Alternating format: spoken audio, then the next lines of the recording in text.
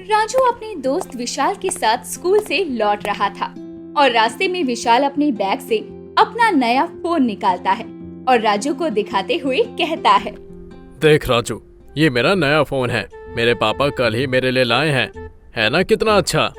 हाँ यार विशाल, ये फोन तो सच में बहुत अच्छा है। कितने का है ये फोन? ज्यादा नहीं, बस 20,000 का है। इसमें बहुत सारी चीजें हैं, बहुत सारे नए नए ऐप हैं। मैं तो इस फोन को चलाते हुए बिल्कुल भी बोर नहीं होता।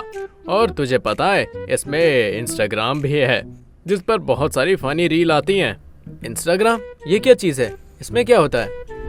क्या तुझे नहीं पता?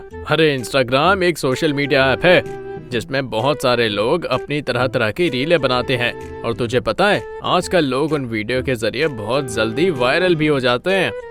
यार इंस्टाग्राम तो बहुत अच्छी चीज लग रही है। मुझे भी एक मोबाइल फोन लेना पड़ेगा। आज ही मैं अपने पापा को कहूँगा कि मुझे एक मोबाइल फोन दिला दें। राजू जल्दी से अपने घर जाता है और अपने पिताजी से एक नए मोबाइल के लिए कहता है, पापा मुझे भी एक फोन चाहिए, विशाल के जैसा। ये तुम क्या कह रहे हो बेटा? तुम अभी स्कूल में पढ़ते हो, तुम्हें मोबाइल की क्या जरूरत? अरे पापा, आपको नहीं पता, मोबाइल में बहुत कुछ होता है जिससे पढ़ाई में बहुत मदद मिलती है। और अगर एक बार मोबाइल आ गया तो मैं ध्यान लगाकर पढ़ाई करूँगा। अगर बात पढ़ाई की है तो ठीक है, मैं अगले महीने तुझे फोन दिलवा दूंगा, लेकिन उसके बाद तन मन लगाकर पढ़ाई करनी होगी। हाँ पापा, मैं बिल्कुल मन लगाकर पढ़ाई करूँगा। बिरजू अपने बेटे की पढ़ाई के लिए दिन रात एक करके उसे एक मोबाइल लाकर दे देता है। अरे वाह पापा, आप तो सच में बहुत अच्छे हो। आप मेरे लिए एक नया फोन ले आए। अजी, ये आपने क्या किया? इसे नया फोन लाकर दे दिया। कितने का है ये? और इसके लिए पैसे कहाँ से आए? अरे शीला, शांत हो जाओ। मैंने कुछ पैसे बचाए थे, उनसे ले आया हूँ ये फोन। लेकिन अरे बस करो, बच्चा है, उसे चाहिए था मोबाइल, मैंने दिला दिया। अब क्या मेरी जान खा लेगी? ठीक है, अब मैं कुछ कहूँगी ही नहीं। आप दोनों बाप बेटों को जो करना है वो करते रहें। अरे पापा, माँ को छोड़ो, वो तो बस ऐसे ही नाराज होती है। और इस मोबाइल के लिए थैंक यू। मैं अभी जाकर अपने दोस्तों का अपना नया मोबाइल दिखाता हूँ। इतना कहकर राजू वहाँ से चला जाता है, जिसके बाद पूरे गांव में वो सबको अपना नया मोबाइल दिखाता है। ये देखो मेरा नया मोबाइल, आज ही मेरे पापा लेकर आए हैं। अरे वाह राजू, तूने नया फोन ले लिया है। अब हम दोनों के पास एक फोन आ गया है। ला, मैं तेरे फोन में ऐप इंस्टॉल कर देता हूँ। हाँ, और मुझे इसे चलाना भी सिखा देना। इतना कहकर विशाल राजू के फोन में कुछ एप्स और गेम्स डाउनलोड कर देता है और साथ ही उसे फोन यूज करना भी बताता है। अरे ये तो वही ऐप है इंस्टाग्राम, इसमें तो वीडियोस हैं। राजू एक बार फोन हाथ में लेता तो फिर बस उसमें रील्स देखता रहता। दोपहर से शाम हो जाती। शीला उसके पास आती है और कहती है, ये क्या, तुम अभी तक फोन चला रहे हो? तुम तो पढ़ाई करने वाली थी ना? माँ बस अभी कर रहा हूँ, 2 मिनट दो। और ये देखना कितनी अच्छी वीडियो है ये। अरे कौन सी वीडियो? ये देखिए कितनी फनी वीडियो है। राम राम, ये देखो इन लड़कियों को, कितने छोटे छोटे कपड़े पहनकर वीडियो बनाती हैं। अरे माँ, ये सब शहर की लड़कियां हैं। अच्छा ये वाली वीडियो देखो, ये कितनी फनी है। अच्छा, ये फन्नी क्या होता है? अरे माँ, फनी नहीं, फनी यानी मजेदार। अच्छा, जरा दिखा तो। राजू शीला को फोन दे देता है।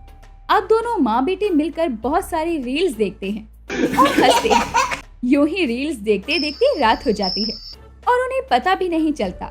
रात के वक्त जब बिरजू काम से वापस आता है तो शीला को आवाज लगाकर कहता है, शीला, जल्दी से खाना लगा दो, जोरों की भूख लगी है। क्या कहा? खाना? हाँ, खाना। हाँ, हे भगवान, रात हो गई, लेकिन मैंने तो अभी तक कुछ बनाया ही नहीं जी। क्या कुछ नहीं बनाया? लेकिन क्यों? वो शाम से मोबाइल में वीडियोस देखते देखते पता ही नहीं चला कि कब शाम से रात हो गई। क्या तुम शाम से मोबाइल ही देख रही थी? तुम्हें बिल्कुल भी चिंता नहीं है तुम्हारा पति भूखा प्यासा आएगा, उसको खाना देना है? और तुम राजू, तुम्हें ये फोन पढ़ाई के लिए दिया है ना, या फिर वीडियो देखने के लिए? बस रखो, इसको बंद करो। सॉरी पापा। शीला जल्दी जल्दी बिरजू के लिए खाना बनाती है।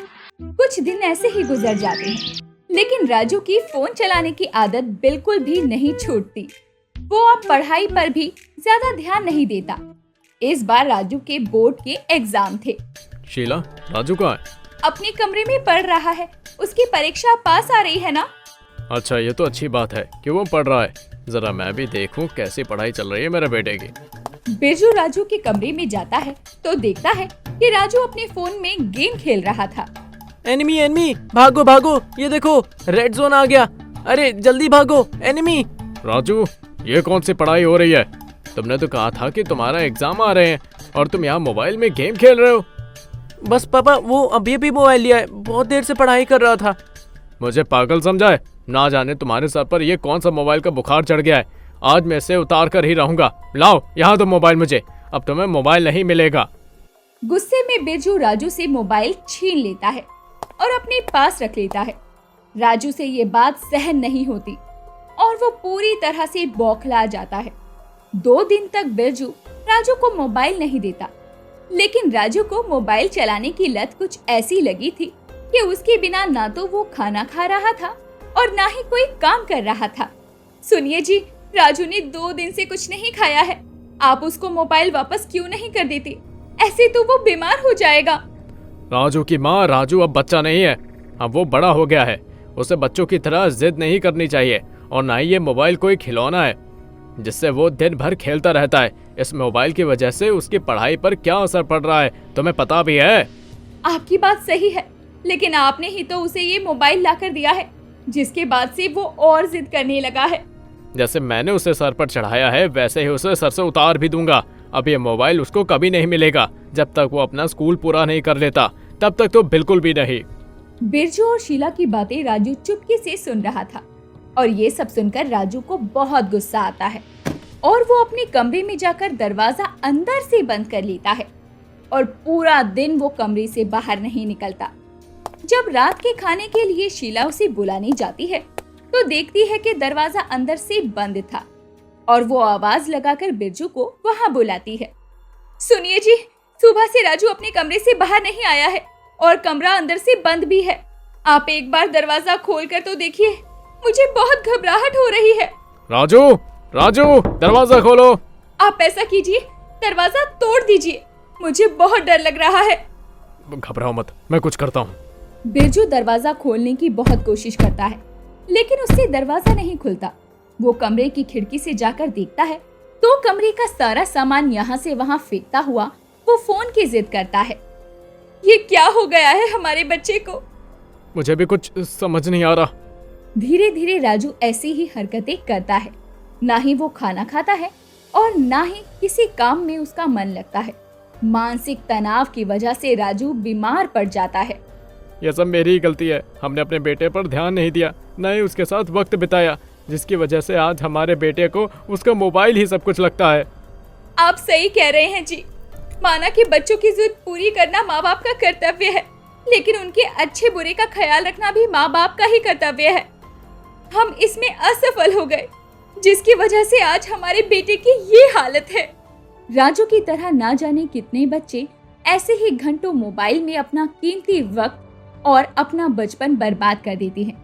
इसीलिए कहते हैं, मशीनों का उपयोग उतना ही करें जितनी उनकी जरूरत हो।